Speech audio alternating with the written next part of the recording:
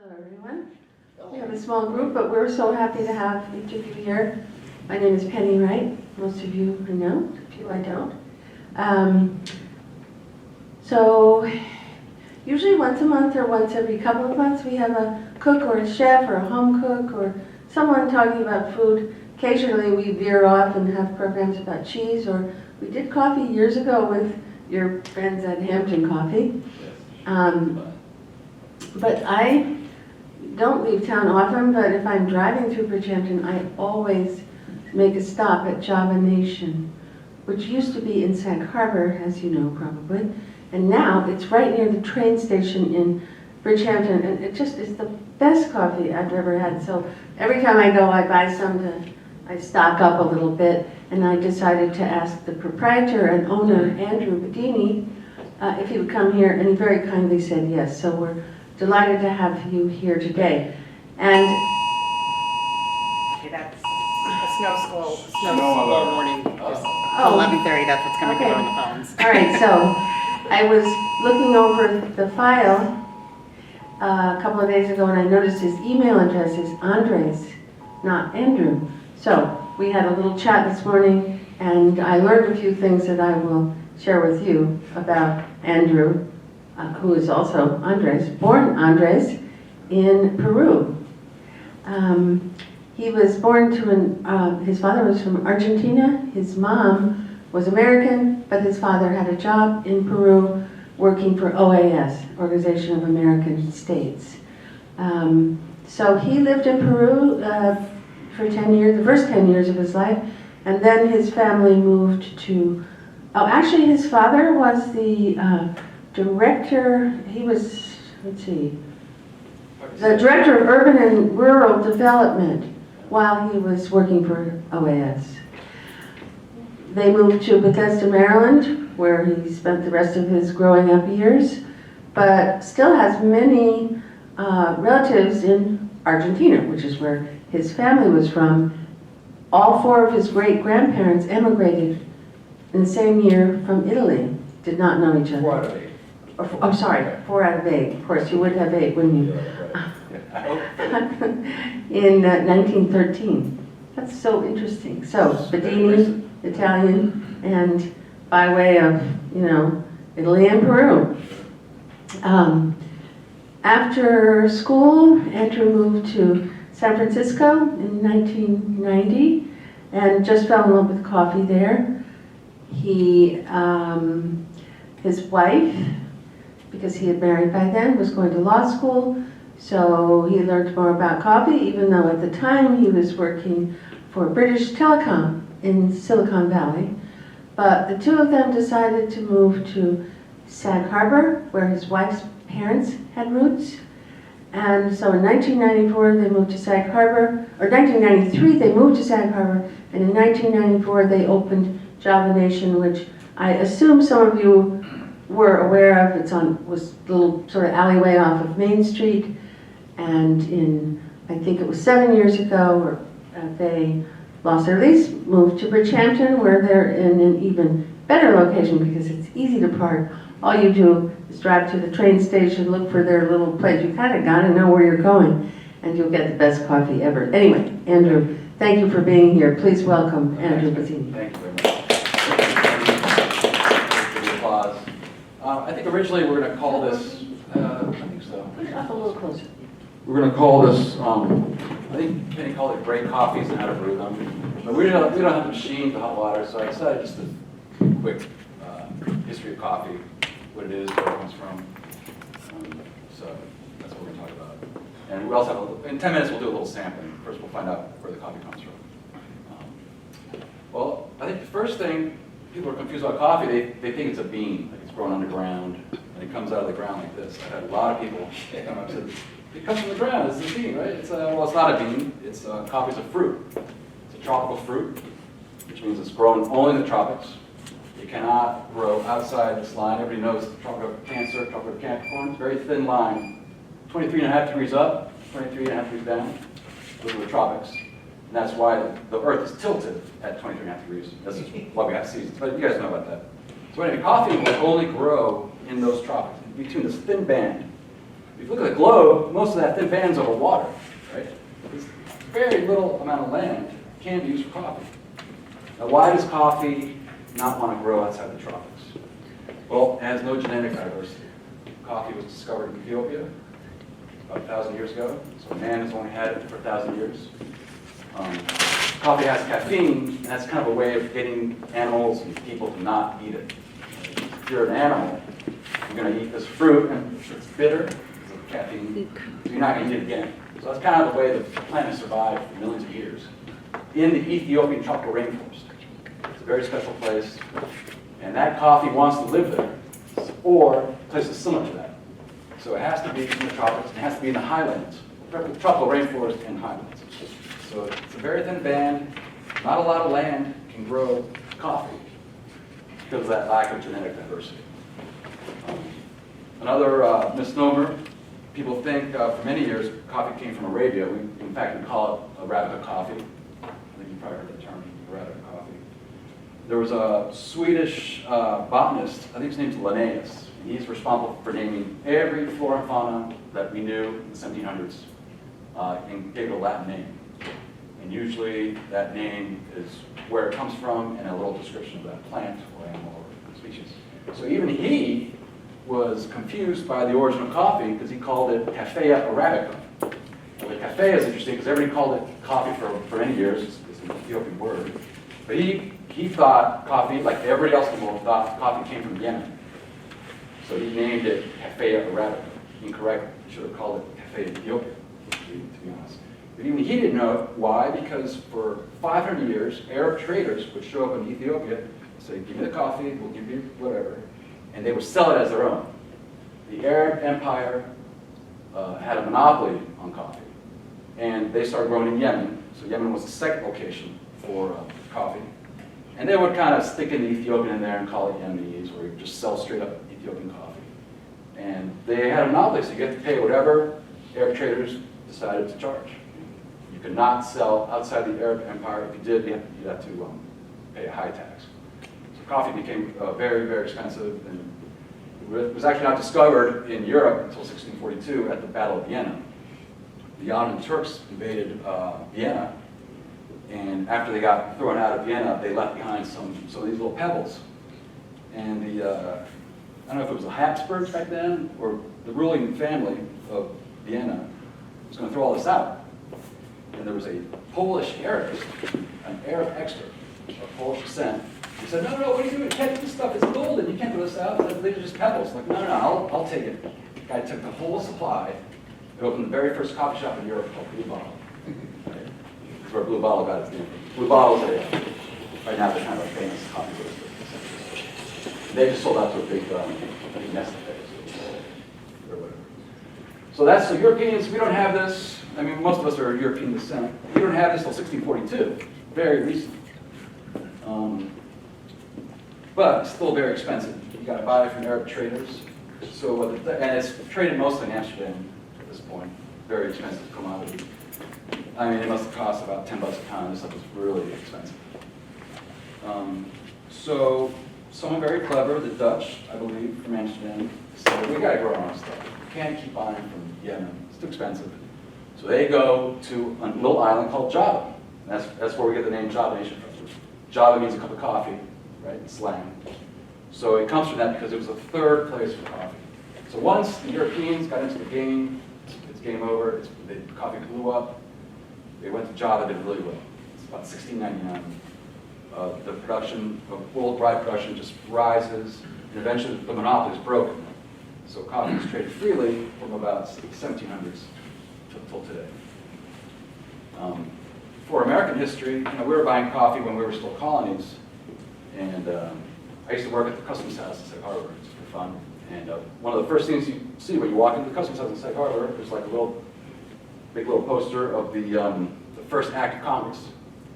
And the first act of Congress was to raise money for the federal government because the federal government was broke. There's no income tax, there's no corporate tax, there's no sales tax on gasoline. The government has no way of raising money except for tariffs. So the first act of Congress is here 100 things we import from Europe or Barbados, and this is what we're going to charge. And back then, 1 pound of coffee, the government would extract 1 cent of revenue for every pound of coffee. All right, so here's the first trivia question. What do you think the tax is today? 1777, the tax is 1 cent, right, for 1 pound of this stuff. How much do you think it is now? Jen, take a guess. $1. Wrong. It's got a bad guess. The tax is 0. Imagine that. Why? True free trade. The United States will not tax any coffee coming from anywhere. Wow. It's pretty neat. So that helps keep the price down. So getting back to coffee, so that's a little brief history of coffee, how America started drinking it. We were not a coffee drinking country at first. We were mostly drinking tea and beer, rum from Barbados.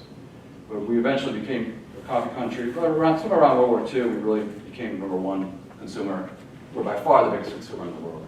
So, average American drinks 2 cups a day, and it's about 150 million users, so we have about 300 million cups a day.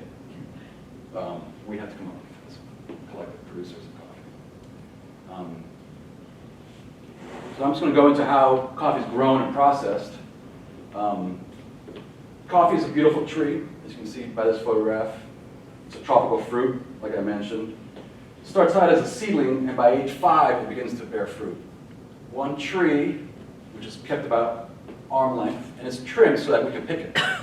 Normally it would grow very tall, but we want it about this height, so we can pick it by hand. Most of it's growing on slopes, so you have to pick by hand. You have to pay a human being to stand there, lock their feet into the slide of a mountain, and then start picking. And these people, the pickers, they don't look at the fruit when they pick. They look straight ahead and pick like this. They have incredible side vision, because they have to pick quickly and fill up their basket. And they're paid by the basket, so they're in a rush to pick, but only the red stuff. You don't want to pick the green ones, because the green ones aren't ripe. So that coffee in there will be bitter. Now in Brazil, Brazil's got huge advantages. Brazil grows high up, but not on slopes. They have kind of like a high tropical rainforest that's flat, so they can use machines to harvest those. But the harvester will shake a tree, and it will shake out some of these green ones, so hand-picked coffee is still the best. Especially grown high in a mountain. It prefers volcanic soil, and so if you can combine volcanic soil, altitude, cloud cover at night, and the most important thing is you have to pick a location that will not freeze. Coffee, once it's frozen, the tree dies, the plant dies. And if you remember the mid-'70s when coffee got really expensive, Brazil got hit with a frost, lost everything. 1974, I think. I remember coffee, even Nescafe was outrageous in the mid-'70s. People started drinking cola or whatever like that. But coffee got really expensive. So it's got to be grown in the tropics, in the mountains, and there's very little land if you look at the earth. It's mostly water, salt water that's over. So for 5 years to 75 years, this tree will produce fruit. After 75 years, it stops producing fruit and will live to be hundreds of years old. I went to India, and I saw one of the oldest coffee tree probably alive today, 500 years old. There was a Muslim trader that stole coffee from Yemen and planted it in India. I want to say, maybe it was about 300 years ago. And that tree is still there. It's a sacred site. And you go to this tree, and there's a man that guards the tree. Right? And you go in, and he gives you water, and you're being blessed by the man who takes care of this tree that's been there for 300 years. It's really an amazing thing. But you're supposed to drink the water, but it's India, so what you do is you have to do the old fake allure. Yeah. Yeah, I drank it. It's really good. Thanks. Next. Do one of those, so you don't offend me. So for 5 years, 75 years, grows fruit, and then they'll just knock it down and put up a new one. Nobody wants a 500-year-old tree in their coffee farm. So once the trees, about once or twice a year, it'll be ready for harvest. In southern latitudes, I think it's December through March, the berries start turning, call them cherries, start turning red, and that's when you want to pick them. And inside every cherry are 2 of these guys. So inside that fruit is 2 little seeds. This is what we call coffee. Has anyone seen coffee before? Something exciting. Most people come in the coffee shop, they go, what is that? The pebbles? No, it's coffee. That's not coffee. This is coffee.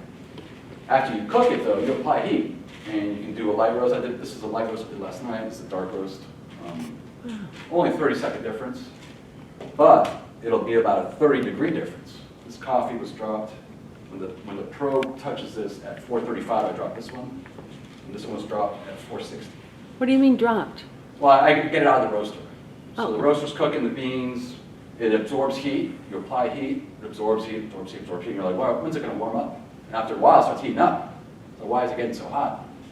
Coffee's, as we know, we just talked about, it's a fruit. So it's got fructose.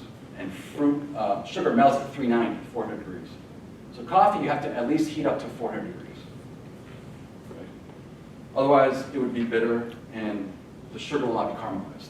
And that's the whole reason why coffee turns brown, is because the sugars have been caramelized and it's turned brown. Anyone who's cooked sugar sees it turn brown or black if you leave it on the stove. So be very careful. Once the sugar melts, you've got to be really careful at the time. If you turn your head, you'll burn this batch right now. And I've done that. You get distracted, you get a phone call, you look down, you burn the whole thing, you throw it out. So this is just a 30-second difference, but when you taste the difference, this will be very, very smoky. This will be more tangy. The lighter you do it, the fruitier it is, the more of the fruit you taste. The darker you do it, the more you mask those subtle flavors of coffee. So we try to, this is like light starches. We try to go in this range. We'll do a middle one, and we'll blend those two. Getting back to the coffee, once you pick the coffee, then you have, now the fruit, as soon as you pick it, it wants to spoil. It's going to go rotten. It has no more, it's not attached to the tree anymore. It's dead, and it's going to spoil immediately. So what do? You got to process it right away, same day. So you pick this little red thing, and how are you going to get that skin off? Well, there's a depulper. You depulp it, and that gets the skin off. You force this cherry through a hole that's smaller, it's slightly bigger than this one. So you push through, and the skin stays on the outside, and this stuff falls out. But it's not quite the stuff yet. So what happens is, we soak it. This is a little photograph. I was going to use that visual thing, but I don't like high-tech stuff. It's just water soak, something. Not a great photo, but I'll put it here for now. But that's why do you soak it? But the skins are still on, right? Still on there, yeah. They're still on there. They're trying to pulp it. It's not everything's perfect. So what you do is you soak it for a day in water. What the water does, it starts to ferment. Since it's got sugar, coffee's got a really thick mucilage. Behind this red skin is kind of like the meat of the fruit. It's very bitter. Nobody really likes to eat it. So it's really hard to get that stuff off. It's stuck to the seed. So what you do is you let it soak in water, and then you wash it really hard. So at that point, I don't know if it's they use water also to move the coffee. Sometimes it's just a conveyor belt, but also it's a way of fermenting coffee. And so once you got that mucilage fermented, you spray really hard, you still have a little yellow liner and a seed. So what they usually do is they'll take it in this shape with a little yellow skin still, or yellow skin. They'll bag it up, let it sit a little while, let it lose a little moisture, and then they'll send it to a sorter. So the sorter does, this is the coffee drying. I'll let it dry to about 50%. Cement patios. Sometimes they're dried by machine. But you want to dry it out, can't be too moist. They dry it out with that yellow skin, and then they go to the sorter, and then they separate the coffee by quality, by size, by color, and they polish it out to give her that last yellow skin. What do you mean by quality?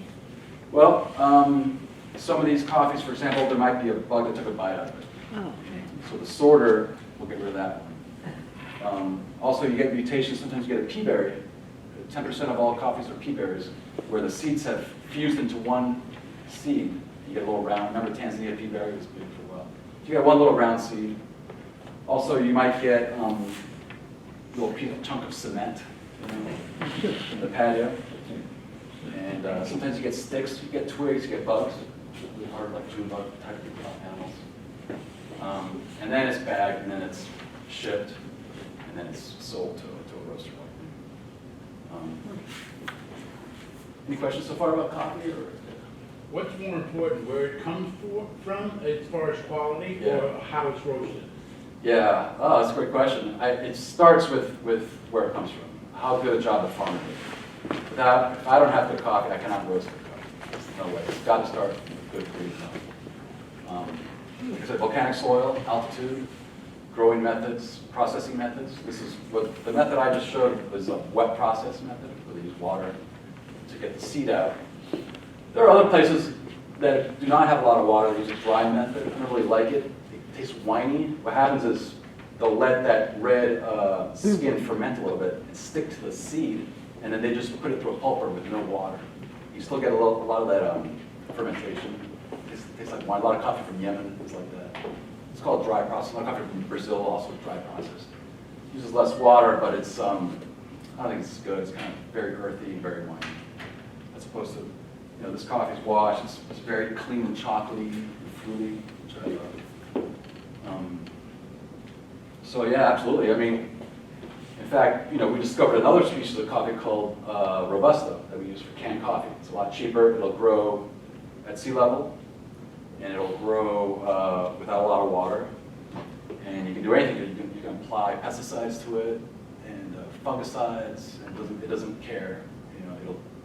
And that coffee's grown mostly in Vietnam, Ivory Coast, some in Brazil. And that stuff we use for canned coffee, instant coffee, is all that Robusta stuff. This is a Arabica coffee. Again, not a good name, Arabica. But this is the coffee that originated in the highlands of Ethiopia and has no genetic diversity and wants to keep growing on volcanic soil in the tropical rainforest. So yeah, great growing methods, everything. I prefer shade growing too. A lot of countries, what they've done, they've slashed and burned, entire mountains, planted the coffee when coffee was expensive, and then coffee gets cheap, and then they lose the farm because they have all the crops. I think one of the nicest things I saw when I went to India was how they grow coffee under all the natural forest canopy. And that stuff's great. It grows nice and slow. I think it has more flavor when it grows slowly. Also, the higher up you grow coffee, the more flavor it's going to have because it just takes longer to grow. When you grow at sea level, it's going to grow fat. It's going to be a flavorless coffee. So I really like high altitude. Some people call it bird-friendly coffee, but it's really coffee grown on natural forest canopy. I think it tastes the best. And sometimes alongside other fruits, I've tasted coffee that's been grown next to a banana plantation. You got a little banana flavor, or cardamom and cinnamon will be grown next to it. Also black pepper. Sometimes you get a little residual flavor from the crops next door. But Would that be for pollination? I guess, yeah, I'm not sure how that works. All the plants are talking to each other. Okay. Yeah. Probably pollination. Probably, yeah, it has to pollinate. You guys want to take a break now for coffee? Yeah. Good time? Let's do that now. So this guy opens in 78 and blows the mind of everybody. And he starts roasting darker, like they do in Europe. So this is my European method. I'm roasting dark. So Berkeley, and before that, San Francisco also, North Beach, became kind of the center of dark roasted coffee. Then I think Seattle adopted that, same kind of weather. So the West Coast became a kind of dark roast.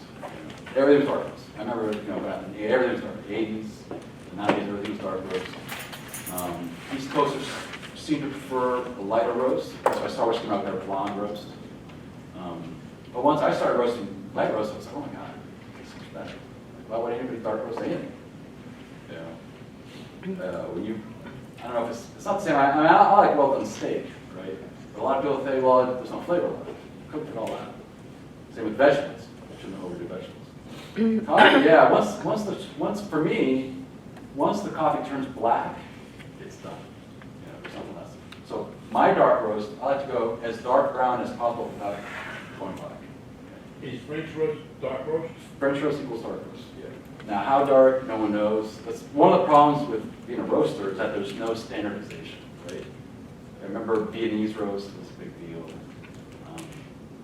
There was American roast, there was city roast, full city, French roast, light French, espresso, Italian roast. What does any of that mean? It means nothing. You go to Italy, you go to northern Italy, they roast everything light. Even the espresso is light roast. You go to Sicily, everything's dark. That's one country. We're the same way, West Coast, East Coast. But I think this third wave, people talk, and I hate the expression, first wave, second wave, third wave coffee. These hipsters like to call it third wave. They've kind of reintroduced light roast to the American market, and now light roast is dominating every To the point where, and Starbucks, that's when Starbucks comes out with the blonde roast. Kind of appease people. All right, you can do a light roast. But, you know, Starbucks roasts one bag of coffee, and I would have brought it back here. They weigh 70 kilos, they're about this big, 70 kilos of that stuff, this good stuff. They roast each bag in 6 minutes, right? They cut it open, throw it in, 6 minutes, done. Next, 24 hours a day, every 6 minutes, another 150 pounds are roasted, starch. No subtlety. We've learned now by roasting, we have a 12-kilo roaster. I'll do 5 to 10 pounds. And I roast, and I can crank up heat roasting on a rush. I heard that it doesn't taste as good. So you gotta kind of let the coffee do its thing. And I don't really understand the science, but what's going on is chemical bonds are being destroyed by the heat. And once you stop cooking it, they kind of rebond with each other. And there's something in the way that if you let the coffee degrade and then get back together slowly, those flavor compounds and bonds are still intact. Where if you burn it in 6 minutes, there's nothing left. You might as well be cooking a walnut. I mean, there's nothing left. It's burning. So you're roasting relatively small batches then? Really small batches, sure. I mean, I'll do a pound if I have to. Why? Because we only want to sell fresh coffee. I mean, I try to only sell same day or 1 day old roasted coffee. By day 2, we grind it and we brew it for the store, and that's it. And if we're really busy, it's only same day coffee we're selling. And we're brewing 1 day old coffee, which is outrageous. By the time Starbucks logistically can get a coffee roasted in their warehouse, they got to put it in the UPS truck, they got to bag it in the UPS truck, and it's got to go to Bridgehampton by truck from St. Louis. So I just find the more hands handle the coffee, the worse it's going to taste. You know, one hand, one package. That should be it. Very sensitive. Yeah. Do you believe that once the bean is ground, that it begins to degrade as far as taste is concerned? Absolutely. Absolutely. Yeah, because you're exposing more of the surface area to oxygen. Oxygen is the enemy of coffee. It degrades it right away, begins to lose flavor. And I think definitely by whole bean, by 2 weeks, it's pretty much done. If you grind it, 3 days, it's done. It's all that exposure to oxygen. Sorry, I'm having trouble with the connection. Water is also the enemy, and you know, any foreign object is the enemy to fresh roasted coffee. You're not supposed to freeze it, are you? I don't like freezing because you get condensation. Again, that's water. You put it in, it's 70 degrees, you put it in there, it goes to 32, automatically you have water. Water. Then you take it out, and you have water, you put it back in, it's frozen. So I don't like it. I don't believe in storing coffee. I believe in buying what you drink in a week and just drink it. I have customers come in, this lady, 6 pounds. I want 6 pounds, I'm going to freeze 5 of them, I'm going to drink one now. I was like, freeze 5? It's like, where do you live? It's like, oh, around the corner.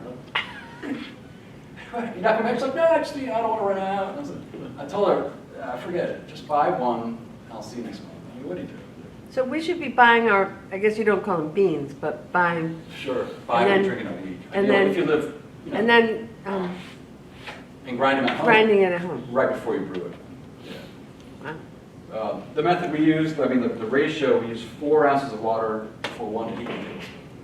For me, that's the best. Say that again? 4 ounces of water for 1 heaping tablespoon.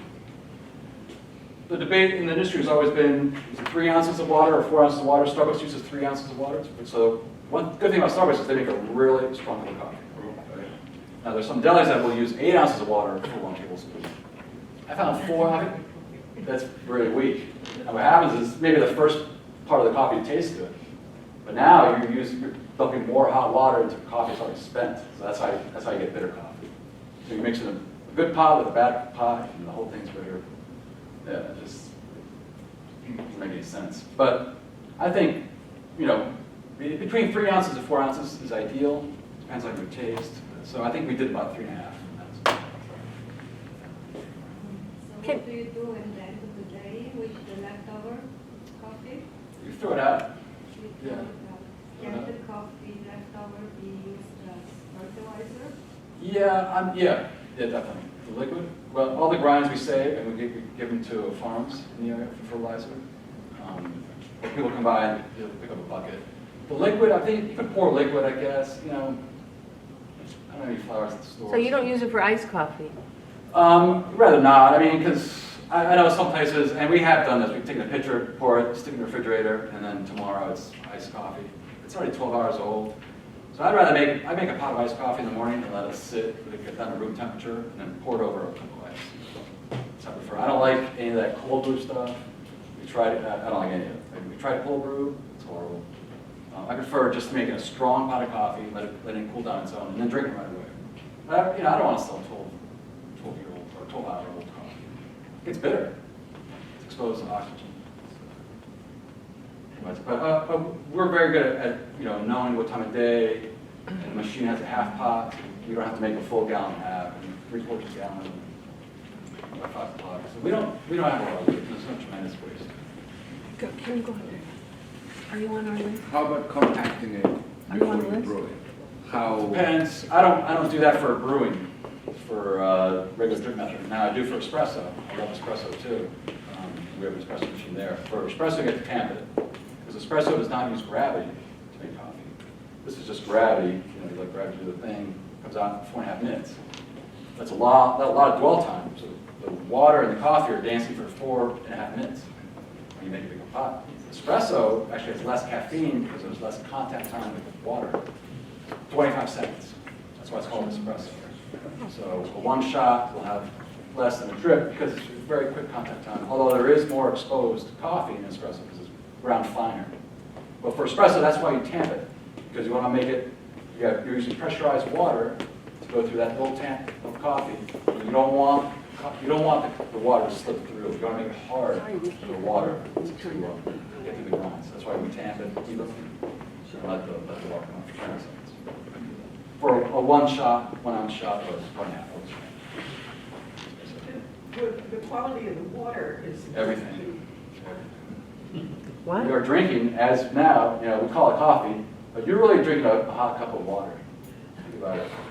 That cup of coffee is 99% hot water. 1% dissolved coffee solids. So it's really important. We have 3 filters, or I use bottled water. I mean, Suffolk County water is okay, but it tastes like chlorine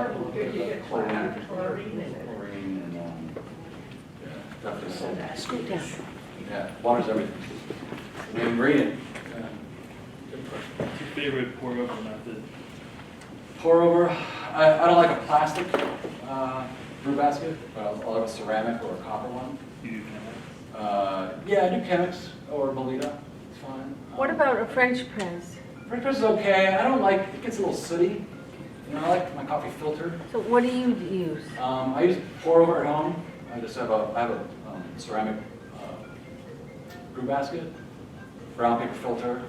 I fill it halfway and just pour water in 60 ounces of hot water on top of that brew basket. With a ceramic one. Yeah, ceramic one. And it fits right on top of these cups, just 1 cup. When I'm kind of spoiled at the store, I just have these great brewers, drink it. Yeah. Could you, you must be familiar with Hampton Coffee. Mm-hmm. Obviously, they've been Yeah, here for a just- while. Yeah. Would their operation be similar? You sound very conscientious as a coffee purveyor. Yeah. Are you, is there a sort of a fraternity among people? We're pretty close, yeah. He's not the first owner. Do they do this, Jason's not the first owner? He says he is, but he isn't. So Oh, okay. I remember the original owner. Oh, He was okay. in middle school, and he was in 8th grade when the company started. Oh, okay. He's a great guy, I know him, he's really nice. But there are not that many people who do this, who roast out here, right? There's only 2 of us, right? There are only 2 of you? Yeah, and then Aldo's in Greenport. Aldo's is good, And right? then there's a new one in Southold. Do you know Aldo? Yeah, I know him really well, yeah. It's nice to go in these places like your Aldo's- shop and others where He's they're, lovely. I love it. Aldo, he does over roast. he does, And you can put that on. yeah. You don't mind it. Oh, right. Oh, no, yeah, I forgot. Yeah, he dark roasts everything. But, he's Sicilian, French origin. He loves burnt coffee. And if people come in and say, "Oh, Aldo's is so burnt," it's like, that's how he likes it. People like that burnt flavor. And I have customers from Greenport who go, "What's your darkest roast?" And I show them, "Do you have anything darker?" All right, I got some roast. So sometimes I keep a little stash for the super dark stuff. People who grew up on Aldo's want that really dark stuff. Or a lot of people from the West Coast still want really dark coffee. People that go to Starbucks. Some people like it. To me, it tastes like an ashtray. Yeah. It's super dark coffee, drink it, I just taste an ashtray. That's not good. I love black roast coffee. So It tastes the fruit. do you have favorite coffees that you I serve do. and drink? Right Can you now, tell us some of yeah, them? it switches every year, but like right now I like the Central American coffees for me. Southern Mexico, Guatemala, and Honduras. I say Honduras. H is silent. I would say Honduras. Honduras. I think those three, and the Panamanian, kind of hard to find. Those four right now are just And so you really you well. use those at your plate? Use those, yeah. I also like Colombian coffee and Peruvian coffee I like right now really well. They're having a really good year. Sometimes the Africans are really knocked out this year. They're mediocre. Sometimes they're a little bitter. And then Indonesian coffees I like also. Do you fly around the world to? No. I drive them down the turnpike. Every day. 4 miles this way and I go home. We used to, before kids, we went to India, went to Puerto Rico has nice farms. We went to Mexico, southern Mexico. But after a while, I was like, all right, I mean, it's a huge expense. With kids, it got complicated. So then how would you I've know tried. that African coffee isn't so great this year? I mean, would Well, you, I taste. but, so you get some? I get some. I and see. I'm not afraid. I'll go ahead and order a whole bag. Some people get samples. They'll get a little quarter sample and taste it. No, I don't want that. It's like, just send me a bag. If I like it, I'll buy more. If I don't like it, I'm not going to buy another one. So that's how I do it. It's just easier. And usually you have to trust, we're not green bean buyers. So you have to trust your green bean broker. You say, hey, this is really good, that's good. Sometimes you get a bad bag of coffee. I just want to be clear on something. You mentioned before that if roasted coffee stands, it'll develop oil. Yep. So Start if roasting. I see a lot of oil in the bag of coffee, that means it's been around a while. Is that right? That's a great point. I made this point the other day. I mean, there's a graph, and we can do it visually. Day one, so take dark roasted coffee like that one right there. Day one, it comes out of the roaster, there's no oil. Day two, there's 1 drop. Day 3, there's 2 drops. Day 4, so every day you seem to get 1 drop of oil, right? By day 8, it's fully covered in oil. But what happens after that? Day 9, 10, it starts to lose oil, right? So for many years, people thought, oh, I want the oily coffee because it's fresh. It's 8 days old, it's fresh, right? Compared to 30 days, it is fresh. But when you compare 8 days to 1 day old roasted, the 1 day's only got 1 drop of oil. So I have customers come in and go, oh, this is dark roasted? This is not fresh, there's only 1 drop of oil. It's like, well, give it a week. It's like, what do you mean give it a week? You'll get your oily coffee if you want it. They don't understand. So they think it comes out of it from the roaster. But it actually takes like 1 drop per day, I think is what it looks like. Yeah. So there's a window, yes. Dry coffee's fresh, then the oily coffee, and then it's dry again. But the real test, and I did this the other day, the customer, I love eating beans. I eat them nonstop. Can't get enough. It also helps taste the roast. I can predict how it's going to taste, in the pot. But this is also how you test the coffee's fresh. You go to any supermarket, any deli, eat a bean, and if it cracks into 1,000 pieces and it's flavorful, it's fresh. If you have to chew it, it's stale. Works every time. You chicken inside, or smashes into 1,000 pieces, it really does. With 1 bite of my tooth, it just obliterates. It's so fresh. Once it's absorbed odors and oxygen, it gets chewy. And there's no flavor. The problem with eating beans, though, is it gets stuck in your throat. This is but, you can try it. And now if you eat this one, Maybe we don't want to serve them even here. better. We don't want any choking. This one, yeah. You gotta chew a couple times, but this one tastes so much better than that one. This has like a milk chocolate flavor. Sometimes you get like, sorry. Andrew, let's not You got serve it here. blueberry. I don't want people to choke Okay. maybe or something. I don't recommend it. I'm serious. The lighter roast tastes more. Tastes better. Because you haven't roasted away all the subtleties of coffee. So I love light roast and Central American and freshly roasted in a small batch. You can't go wrong. But it's hard to do. I mean, once you know how to roast, we've been doing this long enough to know, well, I'm just going to do 10 pounds of Guatemalan today because I know I'm going to sell it in 2 days. When we first started 25 years ago, it was really slow in Sag Harbor. It wasn't the Sag Harbor you see today. And it might take a week to sell that coffee. Like, oh, shit, I should only, I should do 4 pounds. Right. But then you learn, you get this flow with people, and kind of figure out what you're going to do. I mean, food's way harder. Making pizzas is way harder than this. Selling slices, it's not easy. But you get a flow with your customers. You get to know your customers, and there's a flow to the day. Well, in terms of business, is it a viable business? I mean, we have clothing stores and food stores and everything. These days. Is it hard to sustain a business selling cups of coffee? Well, I mean, things have changed. I remember 25 years ago, everybody wanted to sell fancy dresses and jewelry, right? Yeah. Oh, you make so much money, jewelry, Yeah. and poor guy, he's only making $2 coffee. Well, a lot of those places are out of business now, thanks to Amazon. Do you want to sell dresses or anything in town? I mean, it's really sad. So, actually glad we got into the food business or coffee business, because out here, especially, that's the only places that are making any money, are food, alcohol. And So you have a pretty predictable flow during the day of people who... Yeah. Small town, it's very predictable. But we do have to train, so sometimes you get a big group might show up out of the blue. And now, like, the Uber drivers use us to drop off their passengers, so we get crazy Uber drivers, That's nice. caddies and stuff. But, yeah, I mean, I'd rather do this than sell something that I didn't Yeah, make. no. Just resell something that comes in a box. Of course. It's fine. Yeah. But is it viable? I don't know if it's viable. I mean, you got to put in a lot of hours. You have to sell your coffee. There's a lot of competition. We got to deal with Golden Pear, Pierre's, Panera, Baskin Robbins, Dunkin' Donuts, Baskin Robbins, King Cullen. So, I mean, Yeah.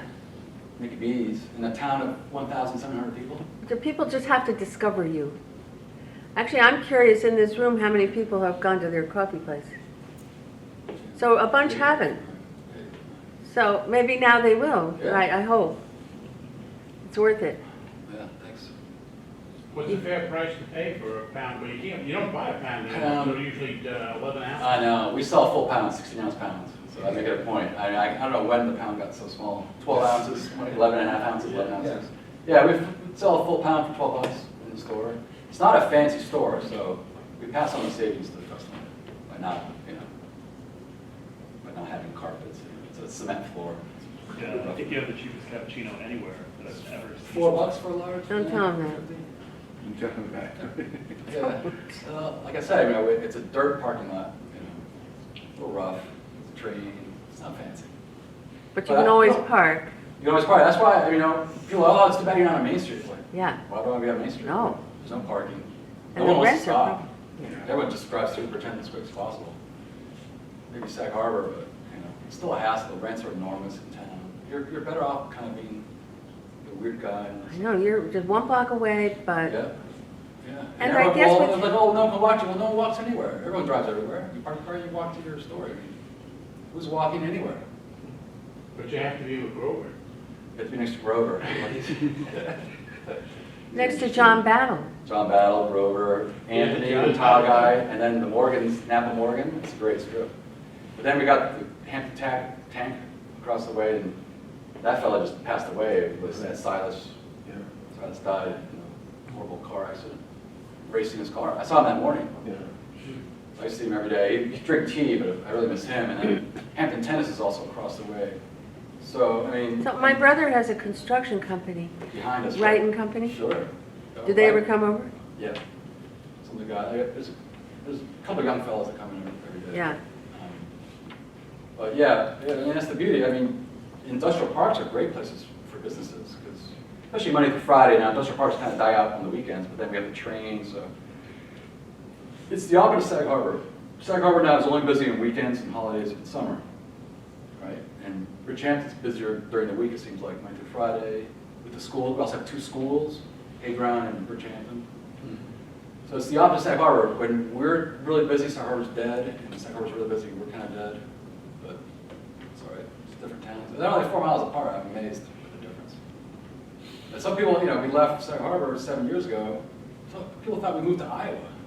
We go to Bridgehampton, like, oh, Bridgehampton, it's 4 miles away. I go to Bridgehampton, but you would have thought we moved to Seattle. Yeah. There's a turnpike between the two. There's So 4 miles. Yep. Right. Yeah. And But I mean, I love both towns. I love all the towns out here. But we picked up new customers by being in Bridgehampton, and our old ones still come. You know, but for coffee, it's all about convenience. You're driving to work, you're late. You're not going to drive out of your way. So, you know, you're going to lose some customers that way. It's all good. We try to do a lot of mail order and wholesale. Oh, you do? Yeah, we'll mail anything, anywhere. People call up, oh, I had your coffee this summer, can you ship it out? Like, yeah, send 2 pounds. Post office has a really nice deal for $7.50, you can send 2 pounds anywhere in America. So I live on that deal. So for $31.50, you can get 2 pounds roasted that day. In Manhattan, you get the next day. So you get 2 pounds for $31 roasted one day ago. And shipped. You can even buy one day roasted coffee in Manhattan.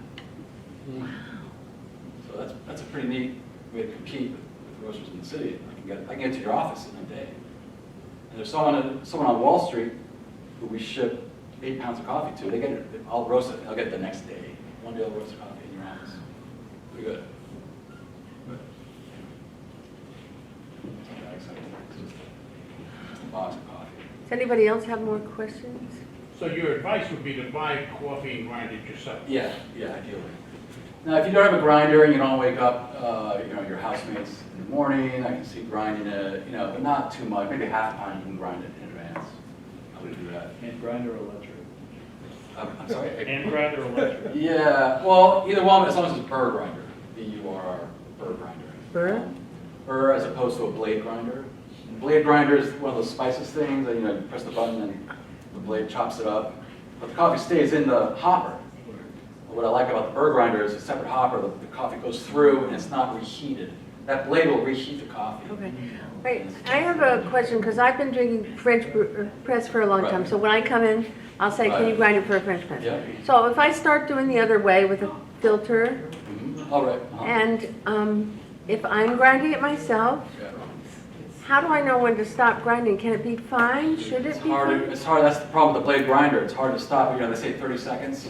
Oh, Or, I think. So say I get one of these grinders.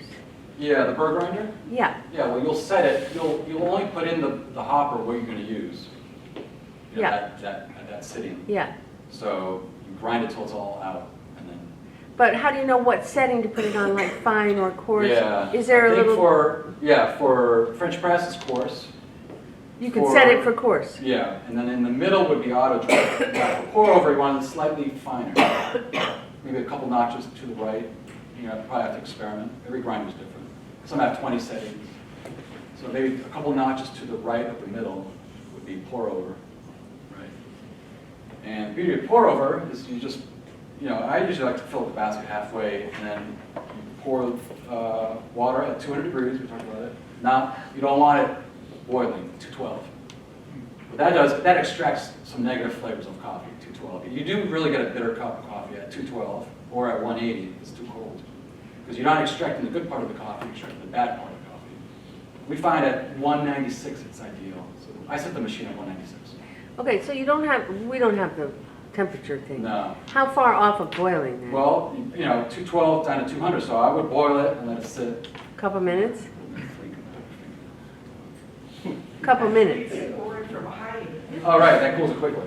Yeah, because, sometimes I go up accidentally, Right. a cup of oil. I just pour That's it. right. Yeah, that cools it fast. Yeah. So I would boil it and let it sit just a little bit. Okay.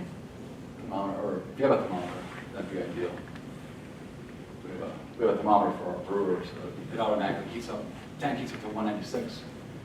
But as soon as that hot water comes out, and then you got cold water coming in, all of a sudden the tank's not hot anymore. So we have this high-tech pulse brewer that brews and then stops, let it get hot again, and then brews again. Kind of a cycle. Really good. But as far as pouring it with your hand, I like to pour it over the. I was going to bring a demonstration here, but I don't think we have time for hot water. But I like to pour maybe 8 ounces of water too, and then let the coffee puff up. And when it's really fresh, coffee will puff up. Coffee still gives off carbon dioxide days after it's roasted, 1-2 days over. So when you pour the water, it's going to react. It's going to puff up. It's really a beautiful thing. It puffs up. You get like the rainbow hue. It's really a beautiful thing. And then I let it kind of fall back down, and then I pour it again. So now it's done puffing up. and just let it go through, let gravity do its job, and you can't get a better cup than that. Especially if that water is filtered at 200 degrees. There's no way you can get it. Even though they're not beans, if you go into your store, I want a pound of, what do you say? Coffee? Yeah, I want a nuts, pound of seeds? coffee. I'll take a pound of watermelon. Okay. Yeah. Now, if you say seeds, they'll be like, hey, what's this lady? I know. Where do you put the top? I'll say. Yeah, no one calls them seeds. I mean, I'm trying to get people to call them seeds. But yeah. So I don't think we ever knew there were so many things to worry about. Oh, there's a lot. This is nothing. We're just scratching the surface. We might have a second show for Okay. more advanced. Because I did want to brew coffee here, but I know it's harder. Well, maybe we could do it One day, maybe. next time, yeah. Could we? You Would get you come hot back water? maybe Yeah. next year? Do you have Do we have, we water, don't, hot water? oh, well, next door we have one of those little things that The little heats up brewers? water. No, you mentioned French press. I like French press, but Well- it does get a little sooty because it's not Yeah. filtered. And then the water cools off quickly, Yeah, it does. so you got to drink it right away. Yeah. It's good. But Well, I've seen roasters that are about that Yeah, big, you know, nice. they're little ones, I saw one in St. Michael, a little coffee Oh, shop yeah. that works Yeah. around their own, Probably 5 pounds. Blue Harry coffee. Yeah. Yeah, and he was like watching it, Yeah. like, you know, he couldn't take his eyes off the Yeah. roaster, and at a certain point, you know, I don't know what he was looking at, I Yeah. assume it was the temperature now. Probably temperature gauge, yeah. Or some of them don't come with temperature gauges. You got to look at the color in the little peeping window. You know, you also can use your ears because when the coffee expands, it starts to crack like popcorn. So it pops once, and then it pops the second time, and then it starts popping really fast like popcorn. That's when you know you're getting ready to burn it if it's popping really fast. So yeah, use your ears. And also, it's like a cake. You go outside, Yeah. it smells good. Yeah. It's time to well, I just think this has been a wonderful hour, Andrew, and it's always really nice to encounter someone who is so, Passionate about it. not just passionate, but also ethical and trying to really do it the absolutely best way. So, and you don't find people like that every day. So Thank you you. are clearly one of them, and I really thank you for being here Oh, today. my pleasure. Thank you.